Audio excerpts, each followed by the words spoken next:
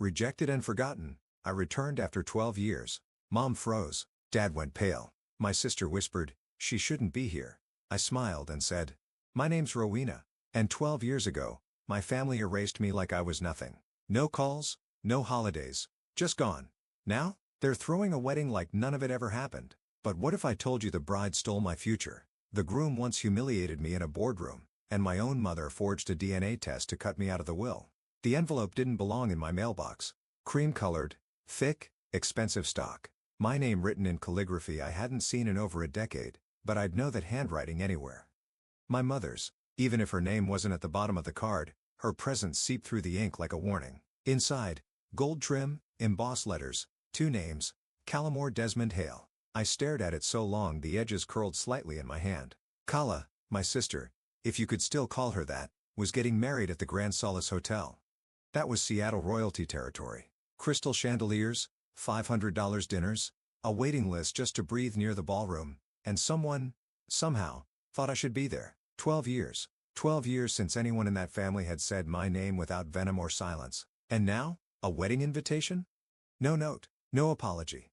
No, we miss you. Just a cold summons wrapped in gold foil. Was it a mistake? That script was too deliberate. This wasn't an olive branch. It was a setup. I could feel it. My gut twisted as I flipped the card again and again, like maybe the back would explain why they wanted me there. And then I saw it. Desmond Hale. That name sent a small chill down my spine. I knew him, not well, but enough. We'd met once, years ago, in a boardroom when I was trying to pitch funding for my startup. He'd been the CFO of a pharmaceutical giant, one of those smug, polished types who look through you while pretending to listen. He told me my projections were impressive for someone so early in their journey, which was code for, "You're too young, too female, and I don't take you seriously." Now he was marrying my sister. What were the odds? Except, I don't believe in odds. I believe in intention. People like my family don't operate by accident. This wasn't a coincidence. It was bait. Glittery, gold-embossed bait. And they didn't think I'd bite, but they forgot one thing. I'm not the same girl they shoved out the front door with nothing but a duffel bag and a broken heart. That girl's dead. I tossed the envelope onto the counter and walked to the window. Seattle's skyline blinked back at me through the rain-streaked glass. I could see the outline of the Grand Solace from here. Funny. For years, I tried to erase them from my life. Now they wanted me back just long enough to smile for the cameras and whisper behind my back. I felt my chest tighten, but it wasn't fear. It was something colder. Something focused. They didn't know who I'd become. They didn't know that I'd built something from the nothing they left me with. That I had a husband who believed in me when no one else would. That I wasn't just surviving anymore. I was winning. I opened my closet, reached for a sleek black dress I'd been saving for something that mattered. I ran my fingers over the fabric, clean lines, powerful silhouette.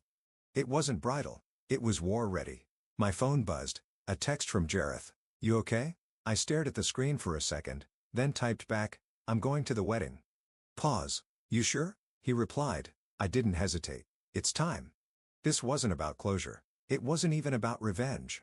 It was about reclaiming my name, my story, my damn place in the room. They wanted a spectacle. They'd get one, but not the kind they were expecting.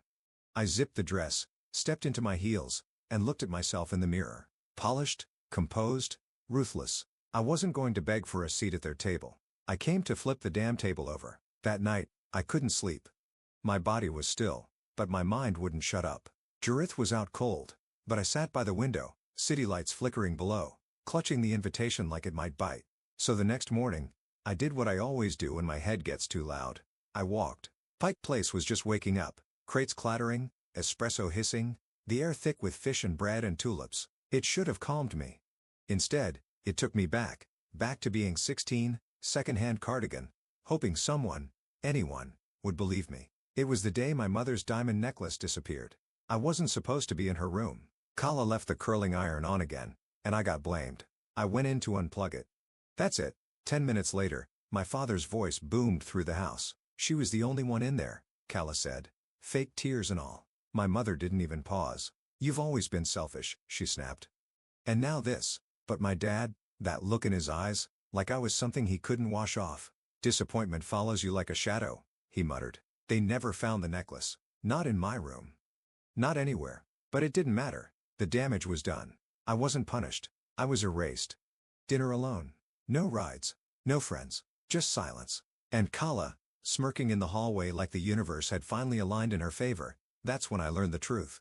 In my family, image mattered more than facts, and they'd already picked their golden child. College was supposed to be my reset. It wasn't. It started with whispers. Then, one day, my roommate shoved her phone in my face. "Did you see this? A student blog post. The real Rowena Clade. The girl who lies, steals, and plays the victim. No author, of course. But the tone? I knew it like a scar. She manipulates professors. Ask her about the necklace her family never got back." My stomach dropped. My inbox dried up. Project partners vanished. A professor pulled me aside. Perception matters. I wanted to scream, but I'd learned, it doesn't matter what's true. Just what people think is. That post cost me a research grant, almost made me quit school. I couldn't prove it was Kala, but I knew she didn't just want to win. She needed me to lose. I thought I'd moved on. Buried all that until last night. Until that envelope reopened the wound that never really healed. Back home, I pulled up the old blog. Didn't think it would still be live. It was. Still online. Still poisonous. No tears this time. Just fire. "They never cleaned up the mess," I whispered. "They never thought I'd come back to find it." I screenshotted everything. Saved server data. This wasn't nostalgia. This was evidence because that 16-year-old girl, the one they silenced, she'd been waiting, watching, growing teeth. And now I've got the shovel. The irony hit hard the next morning. I wasn't even looking for it, just sipping coffee, half awake, scrolling through emails, when a LinkedIn notification popped up. Congrats to alumna, Kala Moore, for her groundbreaking research featured in the Leaders in Wellness Spotlight. My stomach dropped. I clicked the article already bracing for impact. Sustainable Solutions in Community-Based Nutritional Support. My title, word for word, the phrases, the model, the exact conclusion I spent months refining. Every line lifted, scrubbed of my name, and stamped with hers. There she was, beaming beside the article, polished, radiant, like life had only ever handed her green lights. "You've got to be kidding me," I whispered. But of course, she wasn't. Kala had always gotten away with it. And our parents? They just nod, beam, and say, "She's gifted, honey. Maybe take notes." They never asked where her talent came from. Back in college, I was barely staying afloat, tutoring at sunrise, stocking shelves past midnight, living off cold ramen and campus Wi-Fi. My thesis was everything. 8 months of work, a nutritional model for underserved neighborhoods built from real community data. One night, Kala dropped by, said she was just in the area. I was exhausted, proud, starving for validation. "I think this could actually win something," I told her. "Maybe even that Women in Health Sciences scholarship." She smiled. Too soft, too sweet. "Wow, you did all this?" I should have known. A week later, my research folder vanished from the student drive. IT found nothing. No log. No trace. I submitted an old backup. Half done. It bombed. Guess who won the scholarship? Kala Moore, they announced at the spring gala. My name wasn't even listed. She waved. My parents clapped in the front row. Someone behind me muttered, "She's just on another level." I smiled like I wasn't breaking in half. I never told anyone. Who would believe me? The tired, angry sister? The girl barely passing biostats? "She earned it," Mom said when I brought it up. "She works harder than you think," Dad added. "You could learn from her?" I did. Now, 10 years later, I printed the LinkedIn article and slid it into a manila folder already thick with receipts. Screenshots of her anonymous blog posts, suspicious transcripts, sketchy financial records, that fake smile she wears like it's bulletproof. This wasn't about revenge. It was about proof for me to know I hadn't imagined it, that the lies were real, that they didn't forget me, they erased me. I added a sticky note to the folder. This is where her story ends. Still, I didn't comment, didn't forward it, didn't say a word. I waited, because I've learned, when someone sets a trap for you, the smartest move is to pretend you didn't see it, then show up anyway. Let 'em shine. Let 'em get comfortable. I'll be the one holding the switch when the lights go out. She wore the crown, but I built the throne. And now I'm coming to take it back. I didn't expect an old photo album to rattle me. It was just supposed to be part of the prep, gathering context, gathering proof. But as I clicked through a buried Facebook album titled More Family Memories, something snapped loose in my chest. It was the smiles that gave it away. Too white, too perfect. Each frame felt like a page from a catalog. Holiday sweaters in forced harmony. Easter brunches with pastel lies. The background changed, but the script never did, and she was always at the center. Vivian. My mother didn't smile. She presented. Her jaw was always tight. Her eyes rehearsed. Even back then, she made it look easy to stage a perfect life while making sure no one saw the blood under her nails. Her words rang in my ears, that same tired phrase she tossed around like air freshener. We don't air our family's mess in public, right? We just bury it under matching napkins and crystal goblets. I used to think she just didn't love me. But now I see it clearer than ever. She didn't hate me, she managed me, like a campaign manages its scandals. She had always been the one pulling strings, not in bursts of rage, but with a scalpel. Clean, precise, always in control. My father may have delivered the harsh words and Kala the stabs in the back, but the choreography, the way our family twisted around appearances and silence and shame, that was all Vivian, and I had danced to her tune for far too long. One memory in particular wouldn't let go. I was 14. We were at a gala for the hospital foundation. I'd practiced my little speech for weeks. Nothing big. Just a thank you on behalf of the Moore girls. Something about community and opportunity. I stood there in a borrowed dress that itched at the seams, trying to remember the words. I stumbled. Not even badly. Just lost my place for a second. I saw her smile tighten like a crack in glass. After I walked off stage, she grabbed my arm. Hard. Do you have any idea how humiliating that was? She hissed through clenched teeth. My fingers went numb from her grip, but her face never changed for the cameras. When we got home, she didn't yell. She cut. You made us look careless. If you can't perform, you shouldn't volunteer. Kala would have never embarrassed me like that. That was the night I stopped performing for her. But some part of me kept hoping she'd notice me anyway. Maybe that's the cruelest part, when you stop expecting love, but still ache for approval. I closed the photo album and opened a document I hadn't touched in months. The file labeled Family Patterns. It wasn't evidence, not legally, but it was proof. My proof. The interviews Kala gave over the years, they echoed phrases Vivian used constantly growing up. Excellence is the bare minimum. Real strength is staying quiet under pressure. It wasn't just coincidence. Vivian didn't raise Kala. She wrote her. She didn't favor Kala because she loved her more. She favored her because Kala played the role better. Compliant. Camera ready. Willing to be molded. Me? I asked questions. I broke choreography. I refused to smile when it felt fake, so she tried to snip me out of the frame. Well, not anymore. I added more to the folder, photos, clips, articles, then I opened a new email window and paused. The cursor blinked. You taught me to be silent, I whispered, the words bitter on my tongue. Now you'll hear everything I've held back. I typed slowly, deliberately. Subject line, regarding Moore family reputation. I attached my notes, a handful of curated records, and a short summary. Then I sent it. The recipient? A journalist named Becca Lane. We'd worked together once, years ago, when I helped her expose corruption at a supplement chain. She owed me a favor. She also had no problem burning powerful families to the ground. I didn't need her to publish anything, not yet, but I needed her to know the story was real. Because if my mother taught me anything, it was how to keep your face still while everything behind it burns. But she forgot one thing. I learned how to weaponize silence. She taught me how to smile through pain, but forgot I learned how to weaponize silence. I thought I'd unearthed every secret there was to find, but then came the envelope. No return address, no handwriting I recognized, just a plain white envelope in my mailbox, sealed with purpose. Inside, folded neatly between two generic sheets of copier paper, was a DNA report. At first, I didn't process it. I skimmed the header, Private Genetic Screening, Pacific Diagnostics 2015. Then my eyes locked onto the result at the bottom, inconclusive maternal match. My heart stuttered. I read it again and again. The name listed under subject was mine, Rowena Clade. The maternal sample, Vivian Moore. I felt the floor shift under me. My body reacted before my mind could catch up. Heat flushed through my chest, my skin cold and clammy. No stamp, no note. Just that one phrase, inconclusive. I sat down hard. It was fake. I knew it in my bones, but that didn't matter. Not when it had already done its damage. I opened my old records drawer, the one I almost never looked at. Buried under tax returns and expired IDs was the last legal correspondence I'd received from the Moore estate's attorney, a scanned copy of the revised will, dated just 6 months after that DNA report. My name? Gone. I wasn't just cut out of the will. I was erased from the lineage. This wasn't just banishment. This was extermination. Vivian didn't want me to walk away. She wanted to burn the bridge so thoroughly that even the ashes couldn't whisper my name. That day, I remembered something I hadn't let myself revisit in years. It was 2016.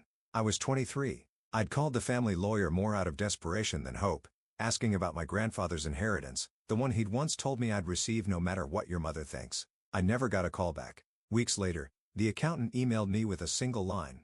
You are not listed as a beneficiary on file. I assumed it was punishment, that they were still angry I'd left without a goodbye. I blamed myself. Now I know the truth. My own mother manufactured a lie so clinical, so clean, no one questioned it. Why would they? People believe paperwork. They believe doctors and seals and signatures. They don't believe daughters who are always difficult. But Vivian forgot one thing. Lies leave trails, and I've learned to follow them. With Jared's help, we tracked the clinic. Pacific Diagnostics had closed 3 years after that report was dated. No surprise. It turned out to be a shell company flagged for financial irregularities. One of the doctors listed on the form had his license revoked for falsifying lab results. A payment surfaced, $5,000 wired to a private P.O. box weeks before the report was filed. The sender? Vivian Moore. She didn't just want to forget you, Jareth said quietly, his hand resting on my back. She wanted the world to forget you ever existed. I didn't cry. I expected to. But something inside me had already died long before the paperwork showed up. I was done grieving. This wasn't the kind of hurt you wept over. This was the kind of betrayal you sharpened into strategy. That night, I sat at my desk, pulled out my laptop, and began drafting a message. It wasn't a rant. It wasn't a plea. It was a reckoning. Clean, final, impossible to misread. Subject, I know, I wrote. I know about the test. I know about the lie. And I'm done playing the daughter you tried to delete. I paused, then added one last line. Undo it, or I'll do it publicly. No threats. No theatrics. Just truth with a spine. I hit send, and I smiled. Because for the first time in years, the silence that followed wasn't mine to carry. She tried to erase my name, but now, the grand solace shimmered like a lie made of glass, too perfect, too polished, like no one inside had ever tasted shame, which made it the perfect stage. I walked through the lobby with my head high, wearing a navy silk dress that clung just right, backless and unapologetic. I didn't come to blend in. I came to be seen. The ballroom doors swung open, and just like that, every eye in the room landed on me. The conversation faltered. A few gasps, champagne flutes paused midair. Vivian's hand twitched, her perfectly manicured fingers tightening around her crystal stem. Her face didn't break, but her eyes said everything. She wasn't supposed to come. Kala looked up from her seat near the stage. Her smile strained. It cracked at the edges like something brittle left out in the cold too long. And Desmond. God, Desmond. His jaw clenched the second he saw me, like memory hit him harder than he expected. I took a slow step forward, then another, letting the quiet stretch. You didn't expect me to RSVP, I said, voice even, eyes locked on my mother. I didn't. I just arrived. I wasn't here for forgiveness. I was here for the reckoning. Dinner continued, but the air stayed heavy. The clinking of silverware sounded like distant thunder. People whispered, pretending not to stare, but they all did. The toast began. Kala's best friend stood, glass raised, gushing about love, resilience, destiny. I let her finish, let the polite applause settle, then I stood. I'd like to say a few words, I announced, stepping up beside the speaker. Kala's smile dropped like a shutter. I held up my glass. To truth, I said, letting the pause hang like a blade, and those who fake it. The silence was instant. Even the music stopped. I turned to my sister. Kala, I said sweetly, where exactly did you earn your MD? Her lips parted, but nothing came out. Just a stammer, a slight shake of the head. I only ask, I continued, pulling a small folder from my clutch, because this transcript you submitted to the Health Advisory Board. It's interesting. I handed it to Desmond, who accepted it without a word. It says you graduated with honors from Pacific University. Problem is, the course codes don't match their curriculum, and you never submitted a final capstone. Also, your GPA inflated by quite a bit. Kala's voice finally cracked through the tension. This is insane. This is not the time or place. Vivian stood then, her voice sharp, trying to take control. Enough of this. Rowena, if you had an ounce of class, I turned to her, calm as ice. Class? You forged a DNA test to disinherit me. Sit down. Gasps spread like wildfire. I looked back at Kala. You built your entire career on a lie, a medical lie, while real people trusted you, believed in your expertise. Desmond's hands trembled as he scanned the document. He looked up at her slowly. Is this true? Kala didn't answer. She couldn't. He dropped the papers onto the table and stepped back. I defended you, he said, voice low and tight. God, I defended you to everyone. Kala reached for him. Des, baby, please don't let her ruin this. She didn't ruin it, he snapped. You did. And with that, he walked out. Kala tried to follow, but no one moved with her. The room remained still. Her audience evaporated. Her perfect image cracked under the weight of her silence. I didn't stay for dessert. I walked out of that ballroom without a glance back. Outside, the night air was crisp, cold against my skin, but I welcomed it. I breathed it in like clarity. My phone buzzed in my bag. A voicemail. I didn't need to listen. I already knew the tone. Tight, venomous, calculated. Vivian always did hate losing control. I deleted it without opening it. Above me, the sky stretched dark and open. I looked up and smiled. That was just the beginning. I didn't tremble. I didn't second guess. They built a house of mirrors, and I just threw the first stone. The message landed in my inbox at 6:14 a.m. No subject line. No sender name I recognized. Just one sentence. I remember you. You deserve to know what really happened with Kala's suspension. My pulse kicked. I clicked. An attachment loaded. A redacted hospital incident report dated back to 02/2017. Patient, male, age 9. Diagnosis, mild asthma, overnight observation. Outcome, induced coma due to incorrect dosage of epinephrine. Attending, Dr. Callamore. Status, case dismissed. No charges filed. No charges. No accountability. Just a buried scandal and a clean slate. I blinked at the screen, barely breathing. Attached to the email was a short note. She wasn't supposed to be near a pediatric floor, but they pulled strings. I couldn't say anything back then, but maybe you can now. My hands trembled, then steadied. This wasn't just about me anymore. I saved the files, encrypted them twice, and moved fast. By noon, an anonymous tip landed in the inbox of 3 independent Seattle health watchdog blogs, the kind of outlets that thrived on whistleblowers and weren't afraid of lawsuits. I didn't sign my name. I didn't need to, but I also didn't stop there. I opened a new message to Dr. Thomas Kellner. Subject, more residency reinstatement. Clarification needed. Would you like to clarify how your star resident was reinstated without a formal hearing after a pediatric incident with long-term trauma effects? I'm attaching records you may have forgotten to review. I didn't need him to reply. The silence from institutions is always louder than their words. By the following morning, Kala's profile was scrubbed from the hospital's website. Social media lit up like a spark to dry leaves. Dr. Callamore removed from pediatric center list. Why? Unconfirmed rumors about malpractice in 02/2017 resurface. I watched from my laptop, coffee in hand, the way one might observe a building being demolished. Controlled, necessary, satisfying. At 3:42 p.m., Vivian showed up at my door. She didn't knock. She pounded.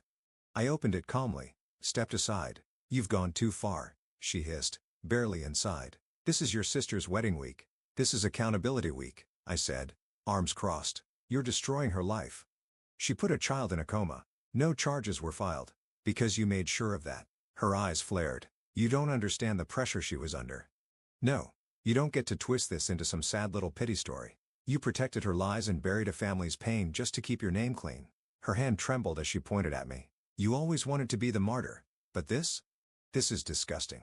And what do you call what you did to me? I asked, voice steady. You faked a DNA test. You let them believe I didn't belong in my own family. You made me invisible. And now you're mad. I finally made myself seen. She stared at me, breathing heavy, fury pouring off her in waves. Behind her in the hallway, I noticed Gregory, quiet, still, for once, not defending, not posturing, just absorbing. His silence said more than his words ever could. You think this makes you powerful? Vivian snapped. You think being vindictive makes you righteous? No, I said, walking to the door and opening it wide. But telling the truth makes me free. She didn't move. I won't be quiet again, I added.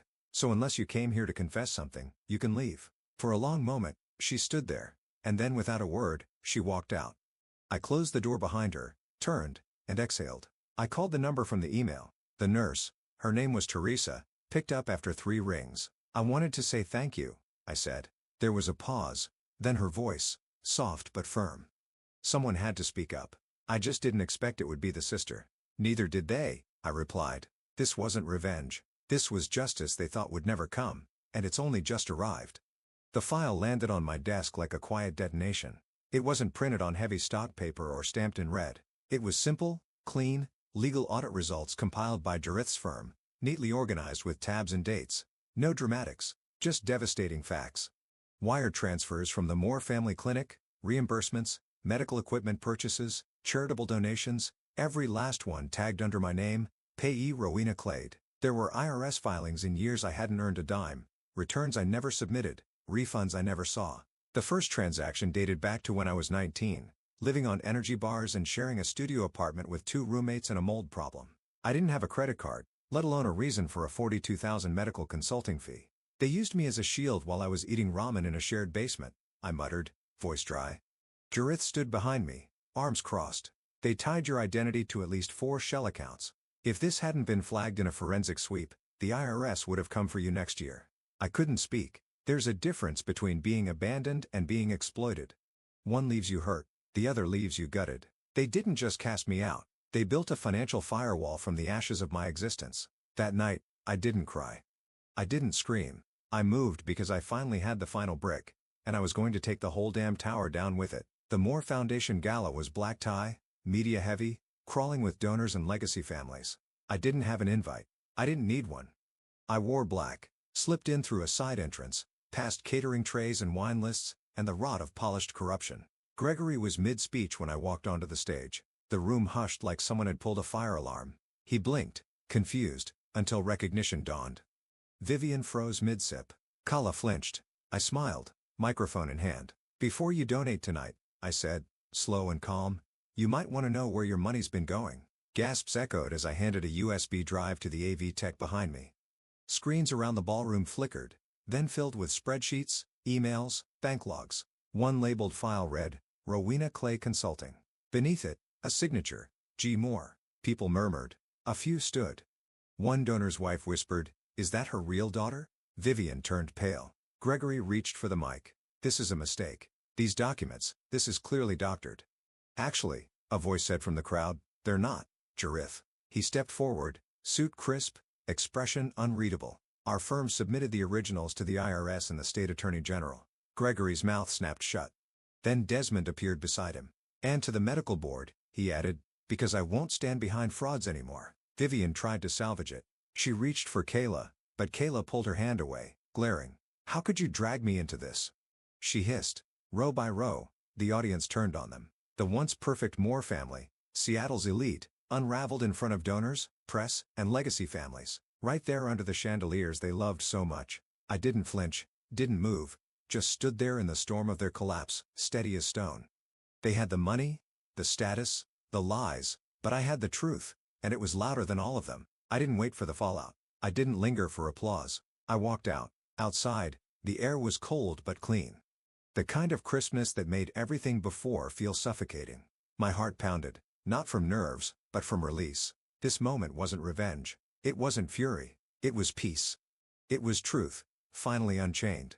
I looked up at the sky, the city skyline twinkling like it was in on the secret with me. And truth, I whispered, is finally enough. I wasn't trying to destroy them.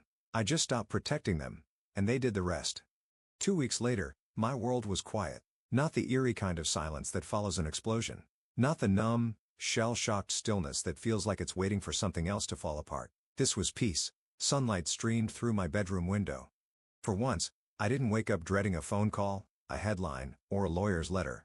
No reporter had camped outside. No call from Vivian. Not even a burner text from Kala. Just air, still and clean. I padded barefoot to the balcony, coffee in hand, robe loose around my waist. The city below kept moving, but up here, it felt like time paused for me. Is this what healing feels like? Not a roar. I sipped my coffee and let it settle into me. The old Rowena would have second-guessed it, waited for the other shoe, searched the sky for signs of smoke, but not this time because nothing was left to burn. I still hadn't deleted the voicemail. I don't know why. Her voice crackled slightly. Too tight, too furious. You've humiliated us. You'll regret this. I don't know who you think you are, but you will answer for what you've done. But it was the last line that stayed with me. Not the words, the sound, a catch in her throat, almost like pain, almost. It wasn't an apology, not even close. It was still control even now, still spinning her narrative even in defeat. But it didn't sting anymore. Kala never called. Not a single text, not even a fake, "Are you happy now?" voicemail. I didn't expect her to.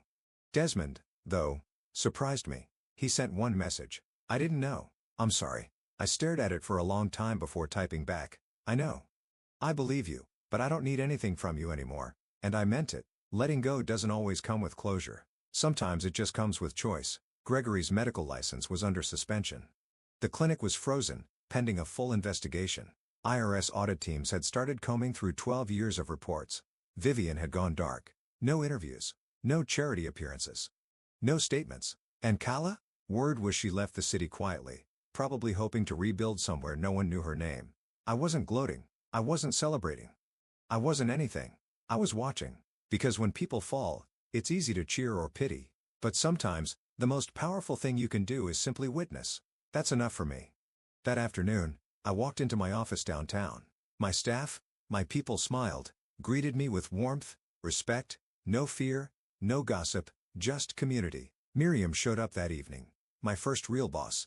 The one who handed me a broom instead of a lecture when I was 17 and homeless. She brought flowers, sunflowers actually. "You made it out," she said, her voice cracking just slightly.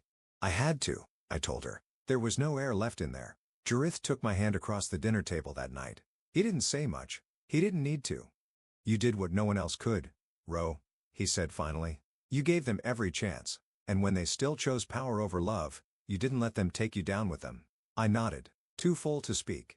Not with food, with clarity, because I had spent years thinking justice had to look like punishment. But maybe it looks like release. And maybe freedom doesn't always come with forgiveness, but it comes, and when it does, it feels like standing barefoot in sunlight with no one else deciding your story for you.